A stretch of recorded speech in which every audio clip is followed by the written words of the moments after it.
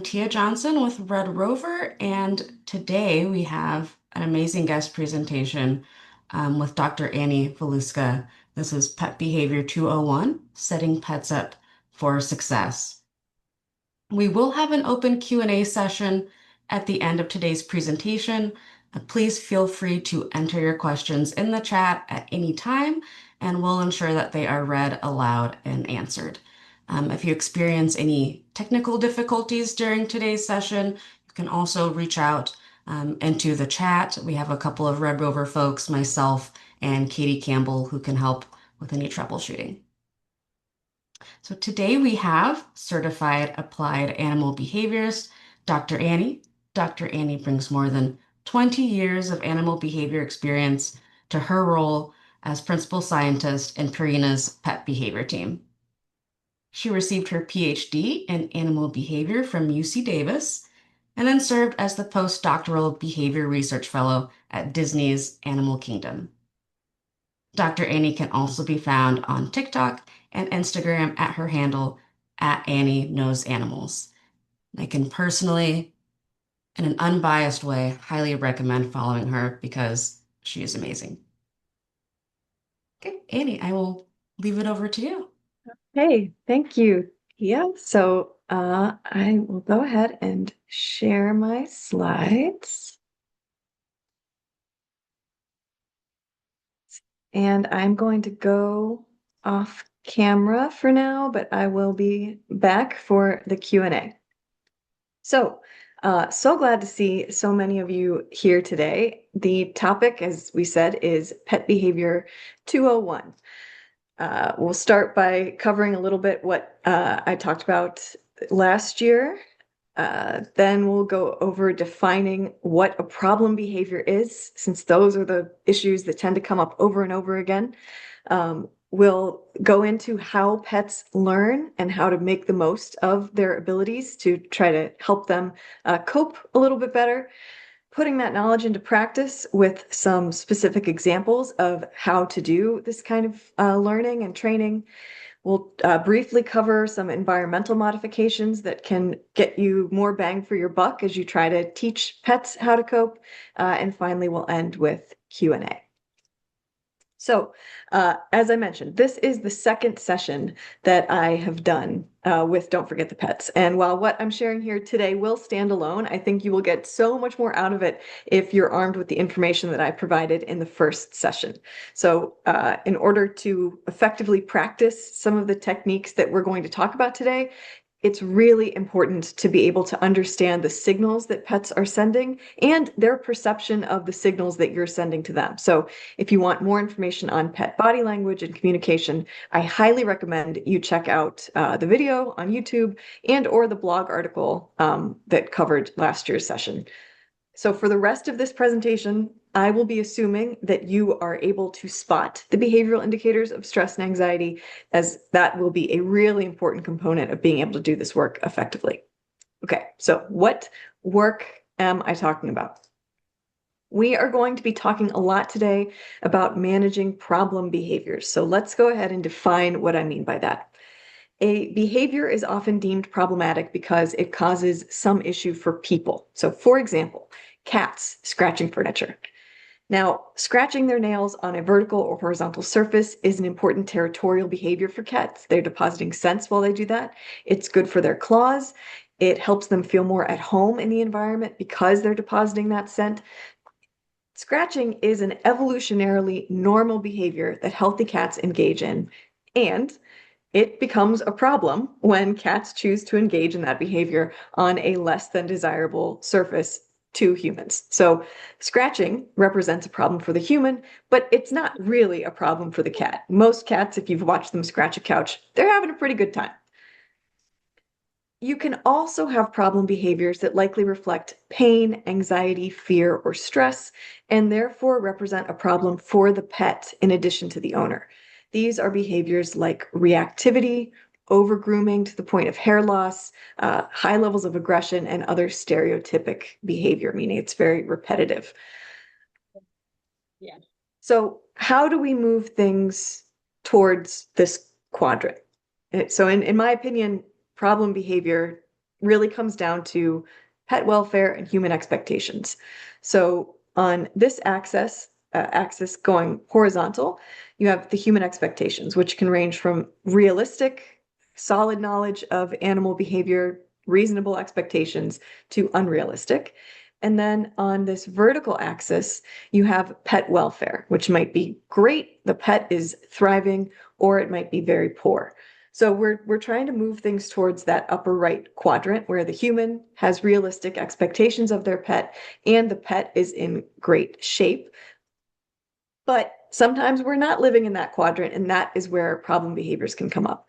So, as I said, some of these problem behaviors, like barking, in my experience, tend to be more a result of those unrealistic expectations. And I think that the cat scratching behavior would live here too.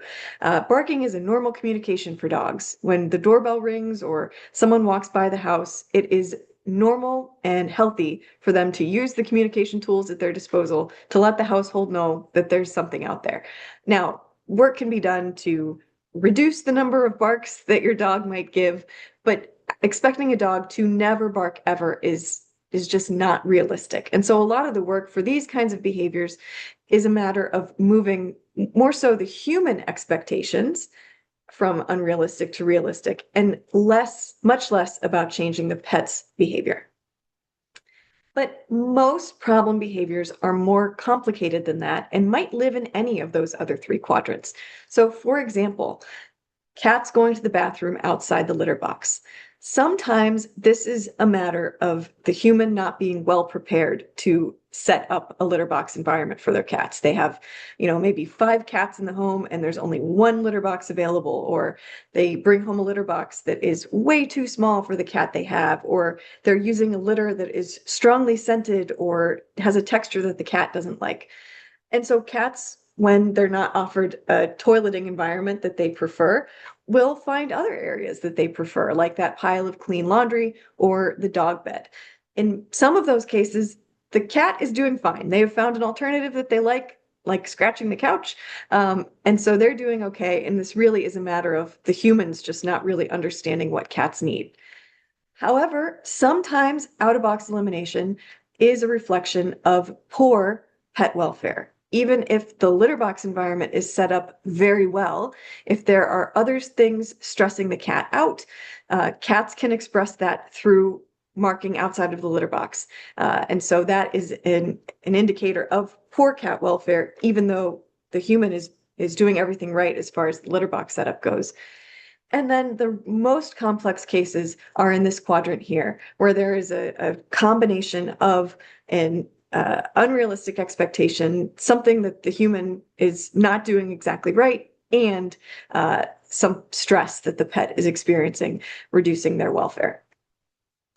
So, how do we take things from any of these quadrants and move it towards this upper right quadrant? To answer that, let's talk about the basics of behavior modification, which is essentially learning. So we're going to talk about the two main ways that pets learn. We'll start with classical conditioning. Classical conditioning involves pairing something that the pet finds inherently valuable or enjoyable. There's no training needed. This is something they just like. For example, really tasty food. And then you take that thing that they naturally like and you pair it with another stimulus. So in Pavlov's experiments, this was famously the sound of a bell. And the sound of this bell on its first play is a neutral stimulus. The dogs don't have any particular liking or fear of it. It's neutral. And the idea is that with repeated pairings, these two stimuli will become associated with one another so that eventually the response originally elicited only by that unconditioned stimulus, the treats in this example, can be generated by the conditioned stimulus, like the bell, by itself. So the response that Pavlov famously studied was drooling. So where before any of this classical conditioning learning took place, the dogs would hear the bell and have no response. After that bell had been paired with the treats enough times, then the sound of the bell elicited the same response that the treats did, which was for the dogs to start drooling. But this kind of training can affect other things too, like the emotions that dogs and cats are experiencing. So this is a fairly simple process, this classical conditioning, but it's a really powerful tool for behavior change. And we'll talk more about how to harness this power later in the talk. The second way that pets learn is through operant conditioning. And operant conditioning is where positive reinforcement training comes in. It's where punishment comes in. This is where, beyond just teaching the pet to associate one thing with another, now we're actually trying to change their behavior. And so operant conditioning has 4 quadrants. Half of them are positive and half are negative. And then the other half, these are these columns here. And then in operant conditioning, you can also try to increase a behavior, make that behavior more likely to occur. That is called reinforcement. Or you can be trying to decrease the behavior, or trying to stop behavior from occurring. And that is called punishment. So when you combine some of these, you end up with positive reinforcement in this quadrant. So positive reinforcement is like your classic trick training, where you provide a treat when the dog sits, for example. So their butt hits the ground, you want them to do that again. So you give them something they like a treat, to increase the likelihood of them repeating that sit behavior. So this is a great way to train. This is officially my recommended way to train. There's a ton of science that indicates that this is a better way for pets to learn, that they learn more effectively, that they make fewer errors. It makes for happier pets. It makes for a better relationship. There's a lot of good that comes from positive reinforcement training, but the positive in the name is not related to all that good stuff. It only refers to the fact that you are adding something to the environment to increase the behavior. So the addition of the treat and trying to encourage them to sit, for example, that's what makes it positive reinforcement. You can also have positive punishment. So this is the addition of something to the environment with the goal of decreasing the behavior. Most of the classic examples of pet punishment live here, like spraying a cat with water when you want him off the counter. You're trying to get him to stop jumping on the counter. That's the punishment piece.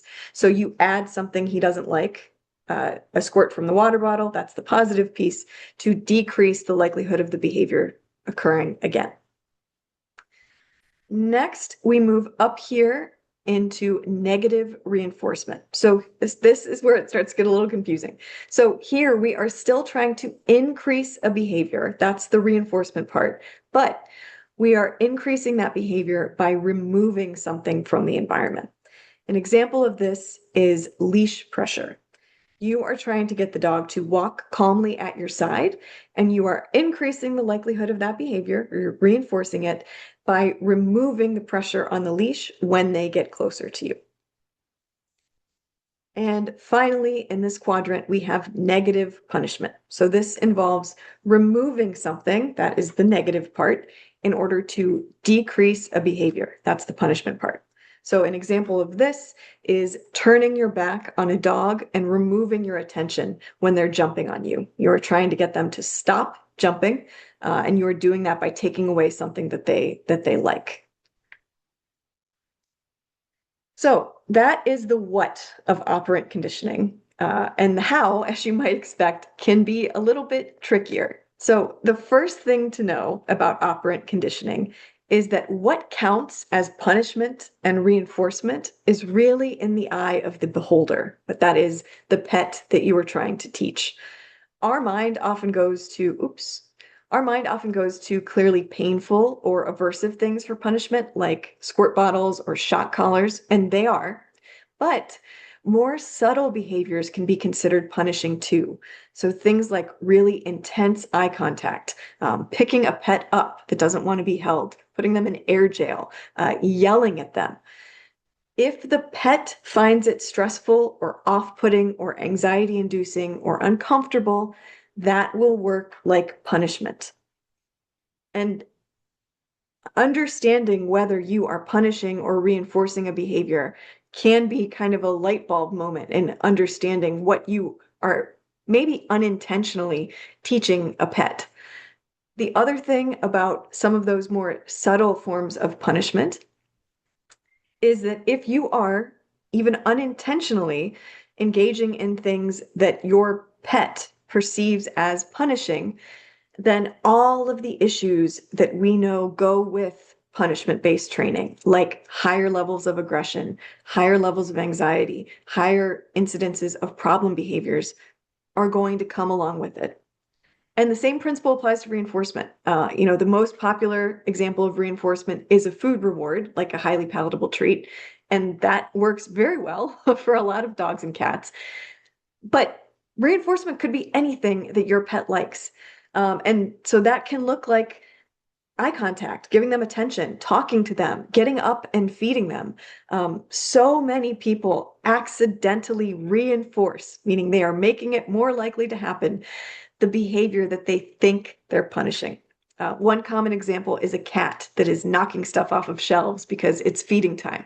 So if you respond to that behavior, most people don't want the cats to do this, right? They're breaking stuff, they're making a mess, they're loud.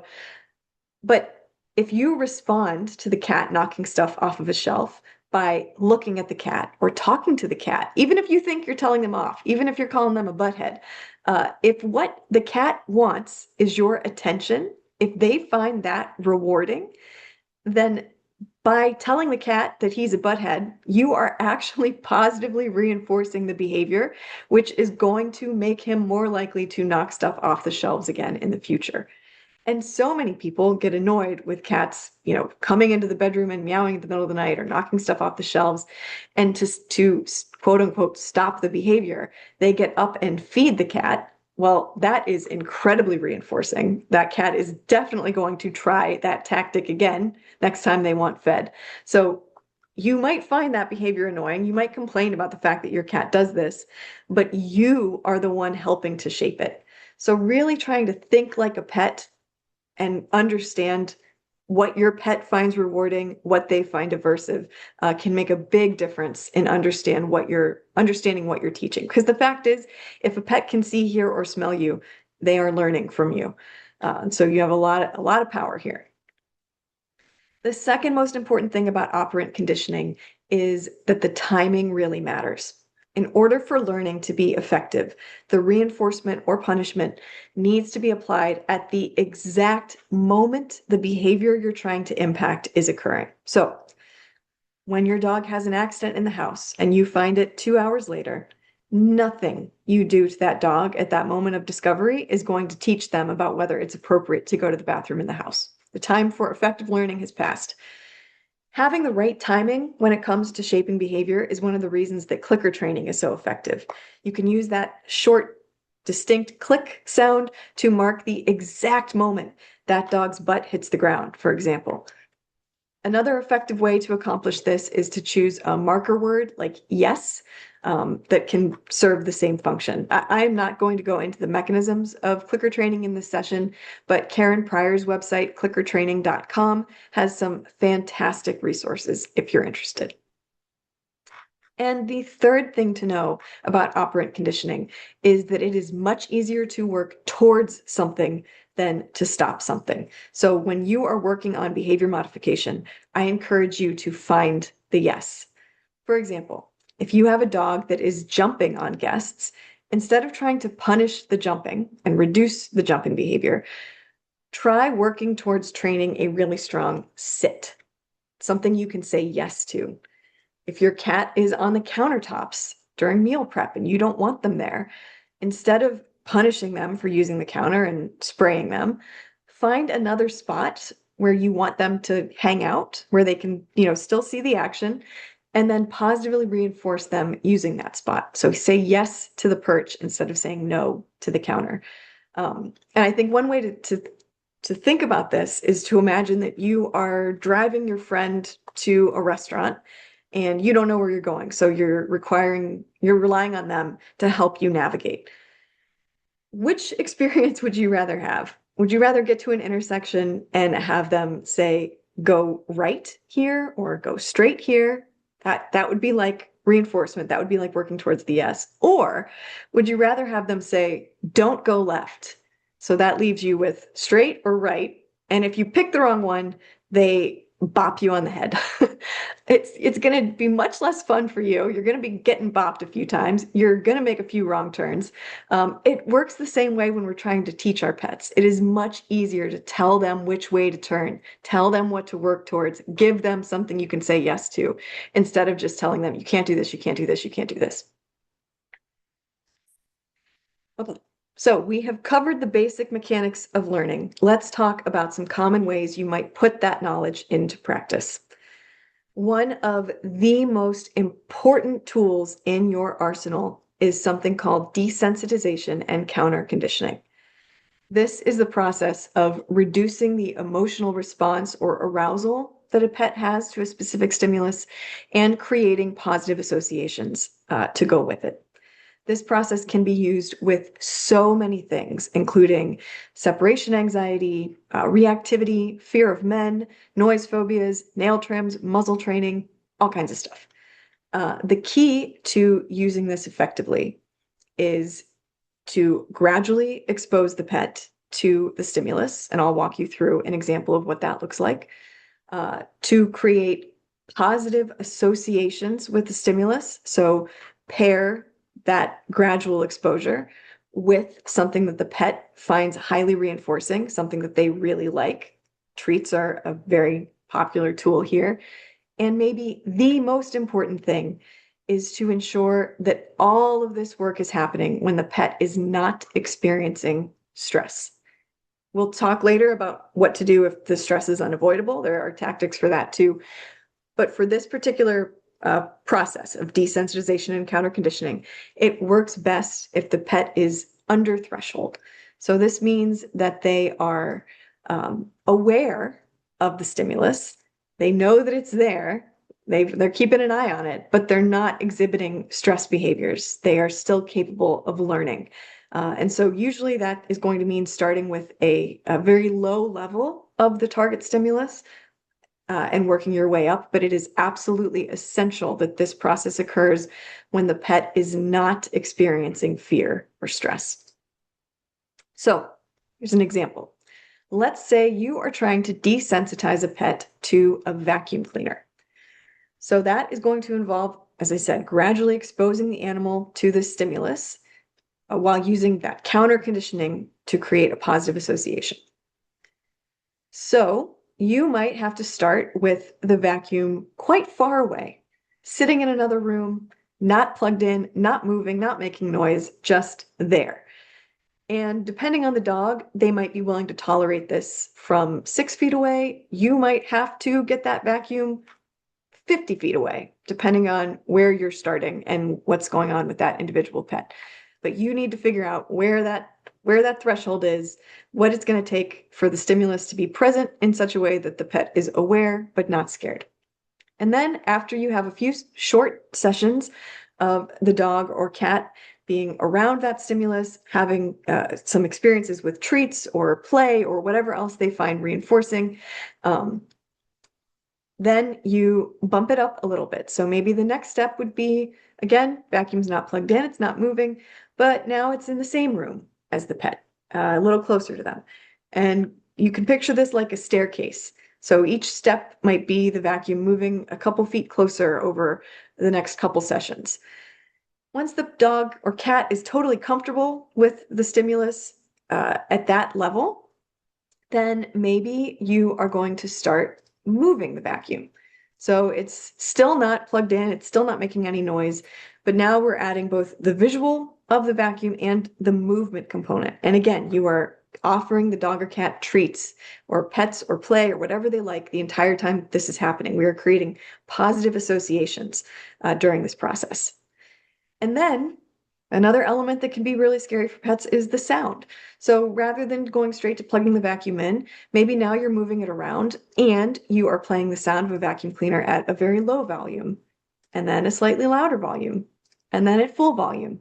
And at that point, you should get the vacuum out and the dog or cat actually is excited because they know, oh boy, a bunch of treats are about to come my way. And at that point, when you're confident that they're feeling good at that level, that is when you can consider plugging it in. And again, you might have to start with it plugged in and not moving, maybe farther away from the pet, and then gradually work up closer and closer.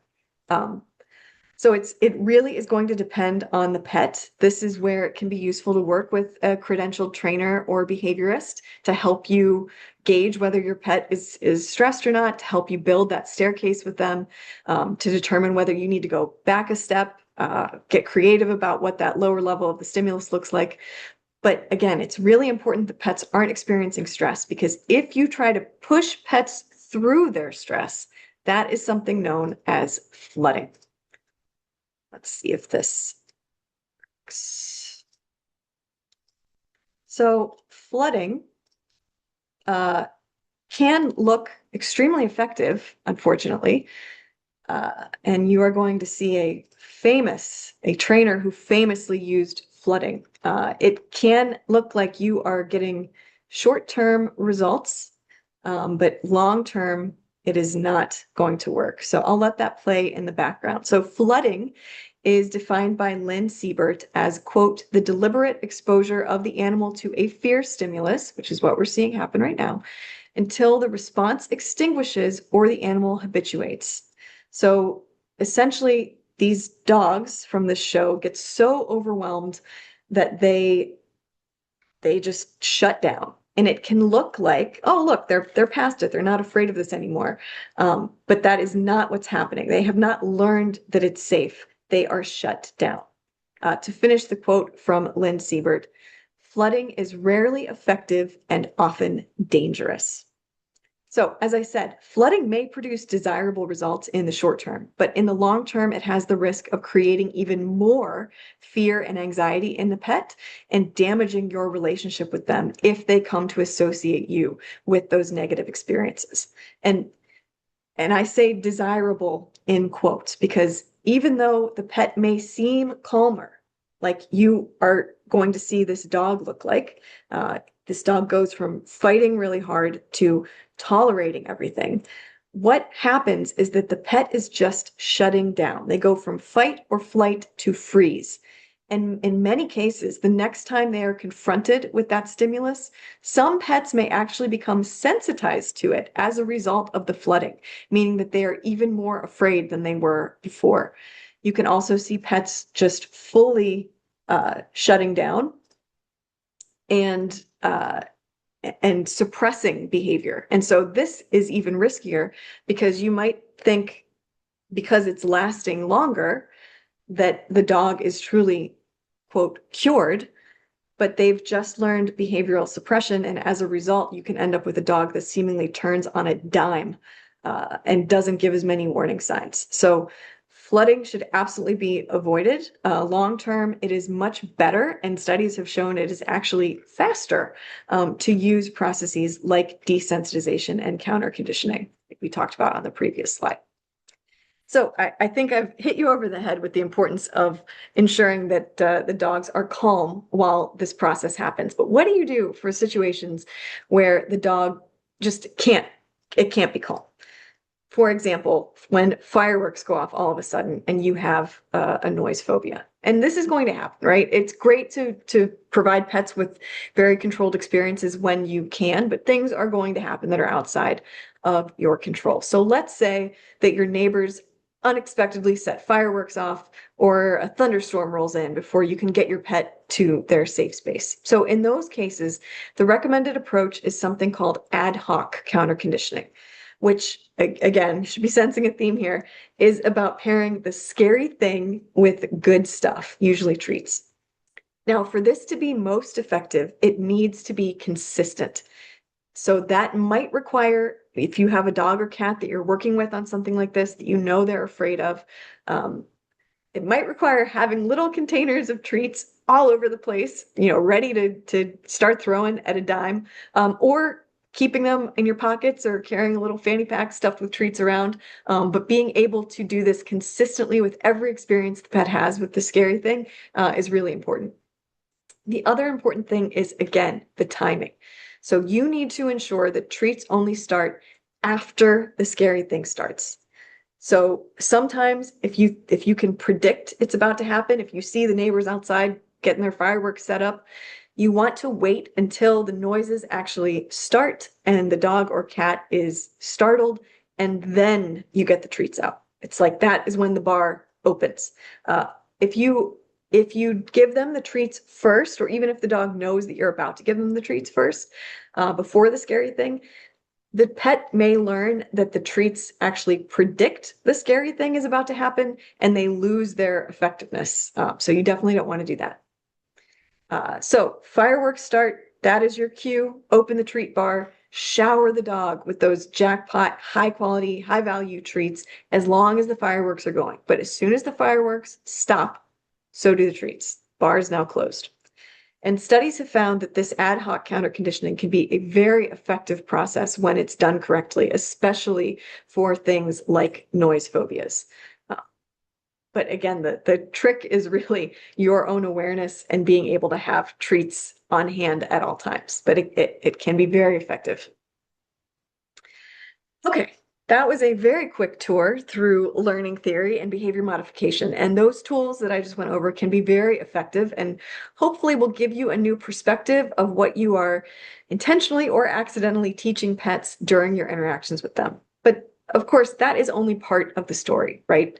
Setting pets up for success and ensuring that they're in the right environment and that their needs are being met are also really important contributors to pet well-being and reducing the incidence of problem behaviors and stress.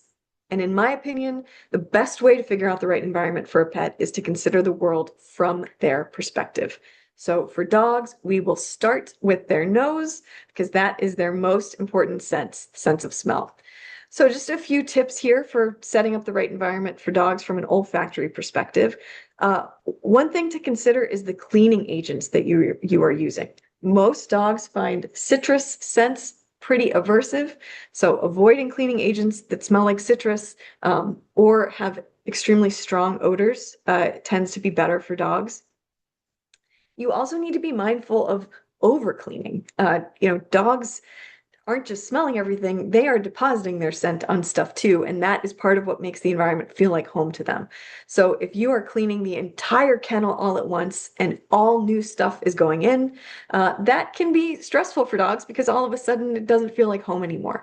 So if you have the option to consider leaving some safe, appropriate items like bedding that you know they're not going to destroy, or certain toys, just anything, or even in some labs, they only clean like half of the mouse enclosure at a time. Anything you can do to leave some familiar scent behind when you do a cleaning can have a really big impact on dog welfare. Studies show that some odors, like lavender and chamomile, have had a calming effect on dogs. That particular work found that kennel dogs exposed to chamomile and lavender spent less time barking and more time resting. But before using anything in your own environment, please consult your veterinarian to make sure it's going to be a good fit for those pets. There are also synthetic odors you can use to make dogs feel more comfortable. There is a product on the market called Adaptil. This is a synthetic version of the dog appeasing pheromone. This is the pheromone that mother dogs release when they are nursing. And there is some evidence that, at least for some dogs, this can be very effective at calming them down. They make both plug-in diffusers that get the odor kind of through an entire room and a spray that is designed to be put on soft surfaces like bedding or collars in order to try to calm dogs down a little bit. I think it's generally worth a try. And then, of course, getting dogs' noses working through olfactory enrichment, whether that is feeding them out of a snuffle mat or treat scavenger hunts or scatter feeding or rotating in different scents, even if you're not trying to calm them with the lavender or chamomile, just getting those noses working, taking them out for a walk where they just get to sniff whatever they want, regardless of how far you move, can be so, so, so good for dogs' welfare. So in terms of the auditory environment, what can dogs hear? Their hearing is quite a bit better than ours. For dogs that will be housed in a shelter environment, Unfortunately, the sound of other barking dogs is often the main source of auditory stress. So, I think step one is just to be aware of what the dogs in your facility will be hearing, and if there is any opportunity to dampen that sound. Sound baffles can be a great solution, especially for kennel environments. If you have a kennel and there are a lot of barking dogs, my number one favorite intervention for that is something called Quiet in the Kennel. I learned about this from Karen Pryor. She has more information on her website, clickertraining.com. But it is using operant conditioning, we talked about earlier, positive reinforcement, and it involves a volunteer walking around a shelter with a pocket full of treats, and any dog they pass that has four paws on the ground and is not barking gets a treat. And admittedly, I've done this in shelters myself as a volunteer, and sometimes it can take a minute. Sometimes you have to wait for the dog to take a breath in between barks in order to find a moment of silence. But it does work, and it is every time I do it, it still shocks me how fast it can work and how quickly dogs figure out that they will get rewarded for not barking. And the more you do it, if this is a regular occurrence, the quieter the kennels get over time. It is truly incredible. If you've never tried this in your kennel, I highly recommend it. And it's easy enough training and it doesn't require any hands-on interaction with the dogs. So this is something that kids could do. This is something that, older volunteers can do, people that aren't necessarily comfortable handling the dogs. It's a really low touch exercise with a very high impact. Highly recommend it if you have barking dogs in a kennel. There's also evidence that playing classical music in a kennel environment or in a home can reduce stress and quiet barking. Classical music is great for general stress. And if you have dogs that have a noise phobia, so if they have anxious responses to fireworks or thunderstorms, there's evidence that brown noise is more effective for that. It has the right frequencies to really mask those types of sounds more effectively than classical music. So classical music for general calming, brown noise if you have noise phobias going on. We talked about calming scents. They had the impact of reducing barking. And then environmental enrichment. So anything that can keep dogs active and engaged is going to reduce the barking and therefore reduce their auditory stress. So we talked about some olfactory enrichment. Feeding enrichment is great for this. Exercise is another way to tucker them out and reduce the barking. So some ideas for that. And then, of course, visual. So again, try to see the dog's environment through their eyes, figure out if there are any visual stressors, if they are stressed out by being able to see other dogs going past the window, consider visual barriers. And then the other thing to consider, especially in a kennel environment, is to ensure that the lighting in there is appropriate. Do you have the right photo period? Are they on the light cycle that matches the natural light cycle? Is it the right intensity and spectrum for their vision? Is it in the right spot? If there's floodlights really close to where they're supposed to be bedding down to sleep for the night, that's not going to be great for their sleep, and that's not going to be great for their welfare. So again, the through line here is just try to see the world and smell the world and hear the world the way that they are and make accommodations based on that. And then for cats, cats are less likely to be housed in a kennel environment. So I'm taking a different approach in discussing their needs. And I'm just going to talk about their general behavioral needs and how those can be met. So the first important behavioral need for cats is their ability to mark their environment. So we talked about cats doing this with their scratching behavior. Making the environment smell like them is really, really important to making them feel comfortable, to reducing their stress, improving their well-being. So offering options for scratching spots and beds is really important. Not all cats like the same thing, so having variety on hand is going to be huge, especially when it comes to scratching posts. Some cats prefer vertical, some prefer horizontal. Some may like cardboard, some might like different types of fabric or the little rope twine. Another thing that people miss a lot with scratching posts is the weight. part of the reason that cats love furniture is because they can like really get into it with those claws and the sofa is not going to budge. And so being able to have scratching surfaces that can give them that same security while they scratch can be really important. If you don't want them scratching furniture, you have to give them something just as good. And again, not all cats are going to like the same thing. So having options on hand is really important. Litter boxes are another great way for cats to feel like the home is theirs. We'll talk about that in more detail on another slide. But with both the beds, the scratching spots, and the litter boxes, having the right equipment is one thing. It also needs to be in the right spots. So if it's a small environment, this doesn't matter as much, but as you get into multi-room setups, if all of the cat's stuff is in one corner, or if it's tucked away in a room that isn't used very often, that's not really going to be effective. Cats want the space that they're spending time in to feel like their space. And so if you aren't giving them opportunities to put their scent down in the living room where everyone is and where the cat spends most of their time, they're going to find new ways, and it's probably going to be peeing on the rug or scratching the couch. So it's not always fun to look at a litter box or a big scratching post, but it is really best for cat well-being and human well-being in the long term as well.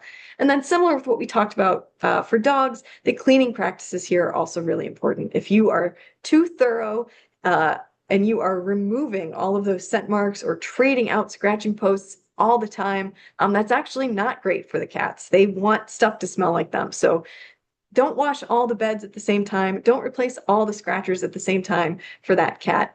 Let some of that scent hang around.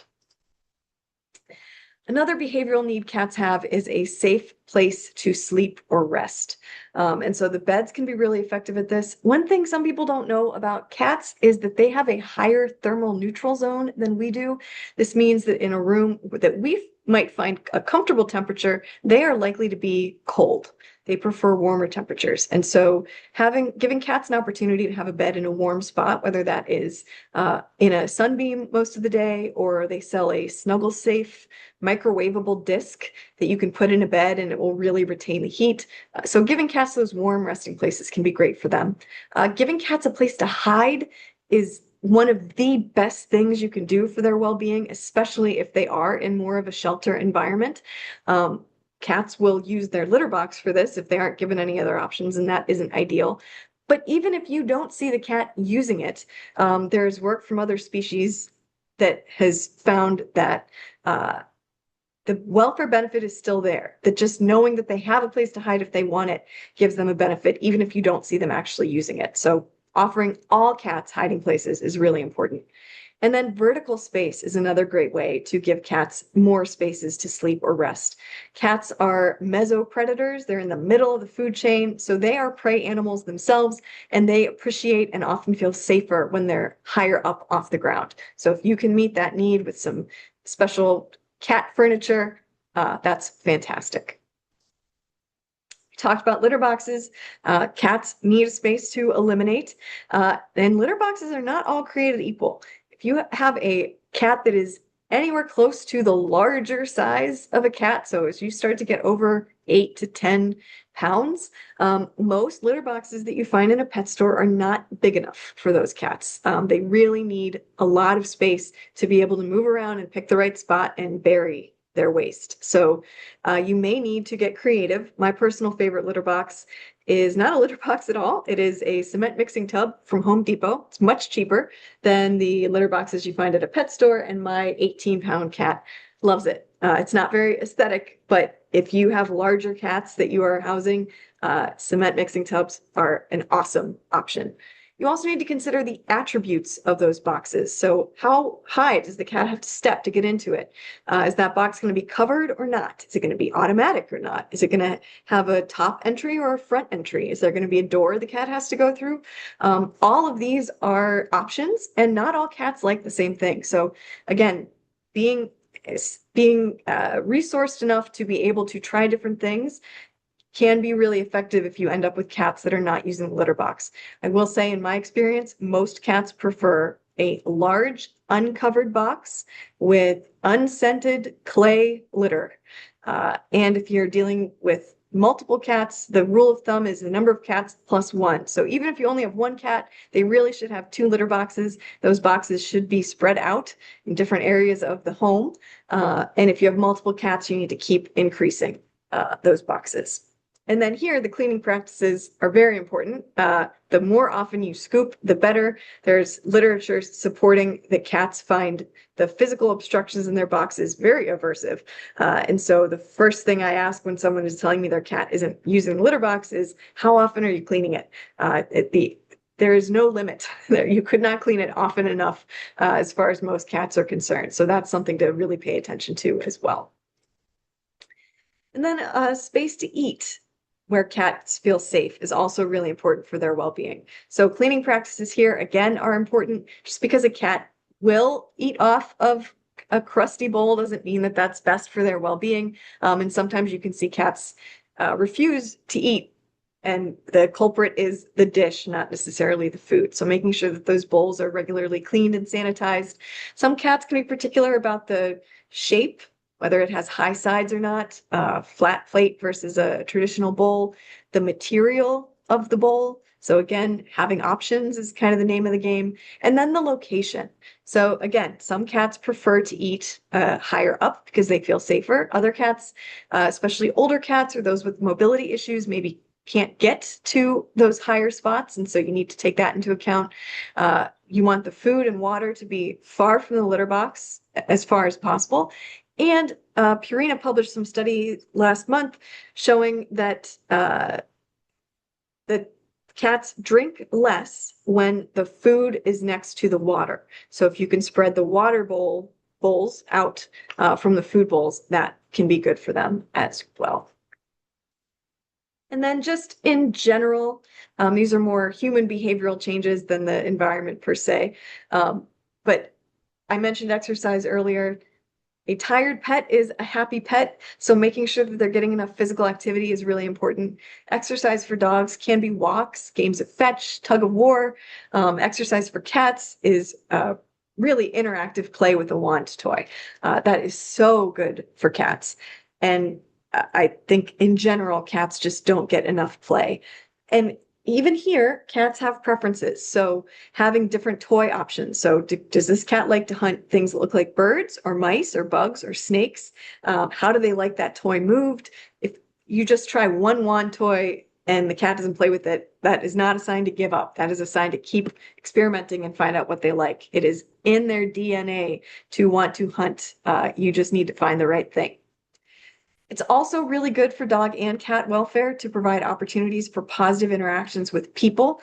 That can be their family if they're living with their families, but that can also be staff. There's some incredible work on lab house dogs and cats showing that even interactions as brief as 15 seconds with people every day can result in those animals being more social, less stressed by new people, more likely to come to the front of their kennel when they see people. So if you can get more time in, that's even better. But truly, if you can consistently spend just a few seconds or minutes with those pets every day, it makes a big difference in their world.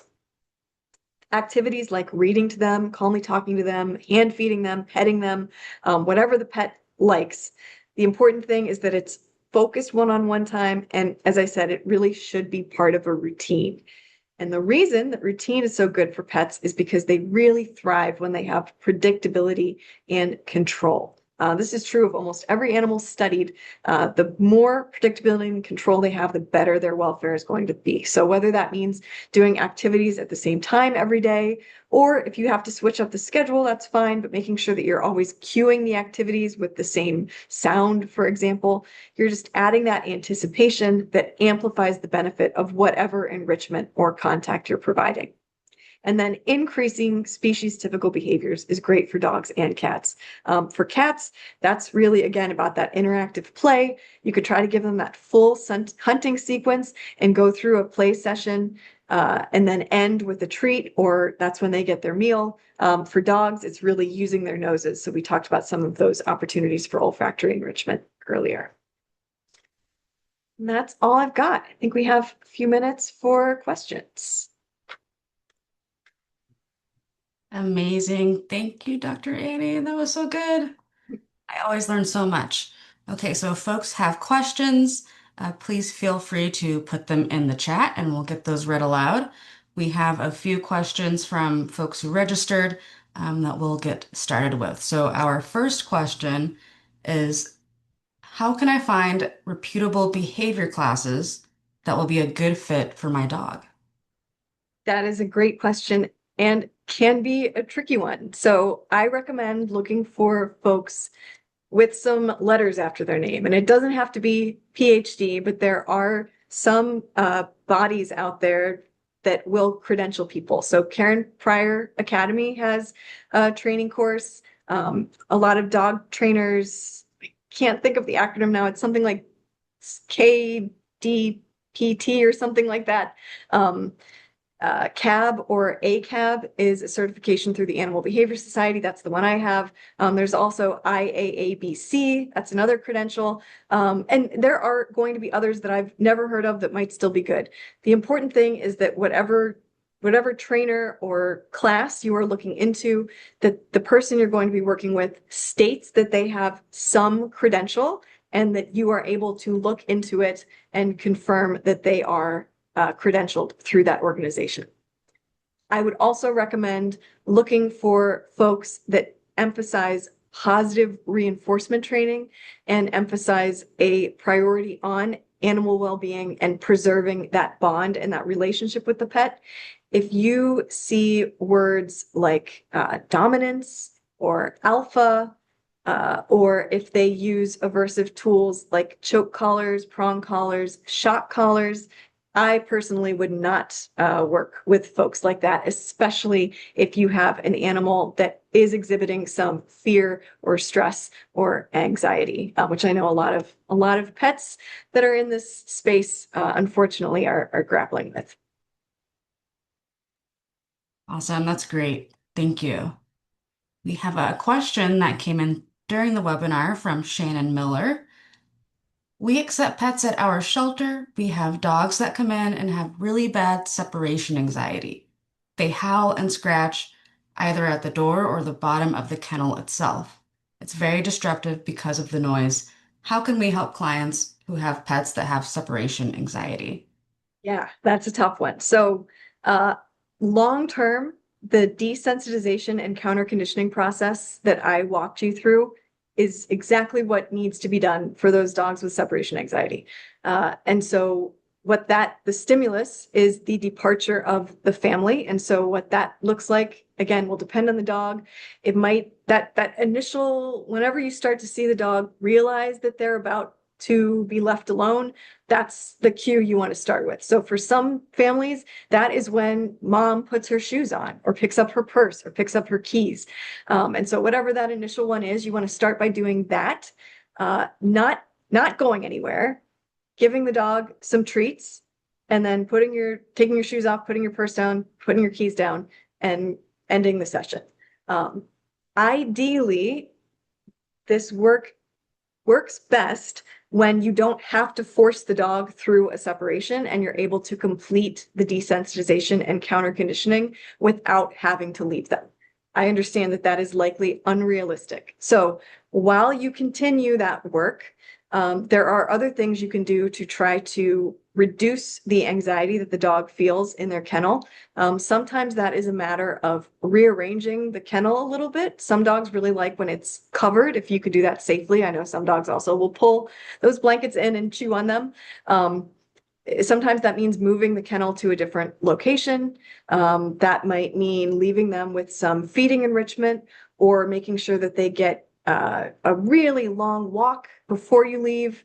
Pheromones like Adaptil can be really useful in this environment. Things like the calming music or the olfactory enrichment can be useful. And then these are also situations where a veterinary intervention, working with a veterinary behaviorist or your general practitioner to get a drug that can help calm the dog down and make this less aversive, that is a tool that can be useful in the short term. But again, you still will need to do that desensitization and counter conditioning work. The drugs can help bring that threshold down and make the work easier, but there's still that work that has to be done. Thank you. And just for folks to prepare for, we will have these slides available sent to you in an email next week. This presentation will also be listed on our Don't Forget the Pets video library, so you'll be able to go back and watch this. And then Dr. Annie's first presentation is located on there as well for folks to watch. Okay, another question here. Can service dogs experience ongoing stress or anxiety as a result of domestic violence in the home?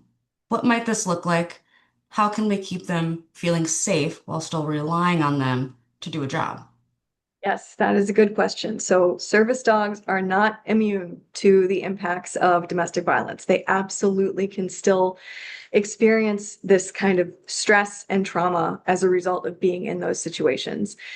And in the same vein that they are not immune, all of the solutions that I've talked about in this session and the session before will work for them as well. They're still dogs. They still deserve opportunities to, experience that enrichment and get to perform species typical behavior and all the stuff we've talked about. I think one additional challenge for service dogs is that the stress can be more difficult to spot just because they have been so trained to perform this job. And sometimes that runs counter to the behavior that they might be wanting to engage in as a result of the stress that they're feeling. So in those situations, it will probably require a more careful observation on your part to really check in and try to get a really good sense of where their stress level actually is, even if there is some maybe masking happening while they are performing the work. Thank you. Okay, we have a few questions from Sarah Klingbell. I'm going to ask if you can come off mute if you'd like and share your questions. Yeah, Sarah doesn't have a mic. Okay. I Is the question about the dog refusing treats during noises? Yeah, I believe so. Okay. So a dog that is willing to play or take treats or engage with you is a dog that is under threshold. If you are in a situation where the thunderstorm is happening and the dog is not willing to eat, one strategy can be to up the ante and break out the liverwurst or the bacon or whatever it might take to really tempt them that they aren't going to get very often. Check with your vet first. But if even those cannot tempt your dog, this is likely a level of anxiety that has reached a clinical level, and it can be useful to talk to a veterinarian about that point, about some pharmacological interventions that can just bring that stress down, again, to a level at which it is possible to do this work. And then once they're medicated, that is the time to do this desensitization, ad hoc counter conditioning, all of that work. But if they are truly over threshold at even the slightest glimpse of the trigger, then that is likely time for to get your vet involved. Perfect. Thank you. She had a couple other questions here. Let's Yeah, I can see. unmute myself now. I got on my phone now. So, um I just have a couple questions regarding I work at a domestic violence shelter. And we are community living, so a lot of times the women who we have, they are aware that like we have to share a room with other women who don't have animals. So like we have rules of like if you don't have an animal, you can't touch the animal that didn't come with you. But how do we get the animals to feel comfortable around different people and being in that like the same room with like the environment with new people? And then as well as like we don't have the room for like a scratch post because our rooms are fairly small. So like what would you recommend we do for like scratching things if we don't have like a room for like a tower or something? So there are some scratching posts that can be like mounted on the wall, or you can wrap the legs of beds. Like, so candidly, the greater good folks are the real experts here. Bryn Donnelly is incredible at catifying environments, so I'm sure that Katie could probably direct you to some resources with those questions. But a scratching post is not the be all end all. Like I said, a lot of cats like couches. So I think there are ways to get creative about the materials, even having like leftover rug scraps that can live under the bed or under a desk. Like it's cats will be flexible. It's really about giving them some sort of option. And then in terms of the community living, one way to accommodate that might be, so I think part of it will be to help educate the other folks that are living in that environment about the things that dogs and cats can find threatening. So if people are staring at them intensely, I know they're cute, it can be hard to ignore them, but making sure that they're aware that that kind of behavior can be adding to the pet's stress. Talking to them could be adding to their stress if they're not used to that, or if it's it's not like the owner talks to them. One thing that could be possible if the pet owner is on board is to allow the other folks in that room to offer the pet treats, treats that can be like dropped into the kennel. There wouldn't have to be any contact involved. And that would essentially be performing the ad hoc counter conditioning. The presence of that person might be stressful, but if the person can provide, and it doesn't need to be a lot, it could just be one treat every time they walk by or enter the room. I think that if that would be something that everyone would be comfortable with, could go a long way towards teaching these pets that these strangers are actually associated with good stuff and don't necessarily need to be scary. Those are great suggestions, Dr. Annie. And I will just hop on to say, Sarah, we would love to have you in the coaching program. I am dropping the link in there right now. It's free, and the coaching program is for folks who have maybe already started this kind of programming and just want some tips and tricks and some suggestions on how to do it. We can absolutely hook you up with some creative ideas about scratching posts and places to put them. Thank you. Does anyone else have any questions that they'd like to add in the chat or come off mute? I know we are at time. Okay. Well, how about just one more question? Is that okay, Dr. Annie? Yeah, sure. Okay. What strategies can veterinary professionals implement to minimize fear responses in dogs and cats that have a negative association with the vet's office? I feel like we've talked about very similar topics to this, so I find this one very interesting. Yeah, so I think again, there's kind of two paths, right? So in the short term, a lot of the stuff that I've mentioned today is something that would also be very effective in the vet's office. I know that that can be a challenging environment. There's a lot of odors that the pets might find aversive between the cleaning chemicals and the fear of other pets that have been in there. And so the deck is kind of stacked against you there. But in cases where the vets have appointments long enough to be able to really take their time and not rush through and allow the pets to make the choice to actively participate in the exam, that can be very helpful. The use of high value food rewards I've seen be very effective in some vet practices. And then for a resource that is geared specifically toward veterinarians, because I'm not a vet, the fear-free certification, they have a ton of resources with specifically tips for, and they also have training. You can get certified as a fear-free veterinary clinic. And so they offer very pointed guidance about what vets can do during exams to maximize pet welfare. They have tips about the setup of the clinic in order to maximize pet well-being and reduce stress that they're experiencing. So anything I could say would pale in comparison to that resource. So I would highly recommend you check that out. Awesome. Thank you so much, Dr. Annie. Thank you everyone for joining.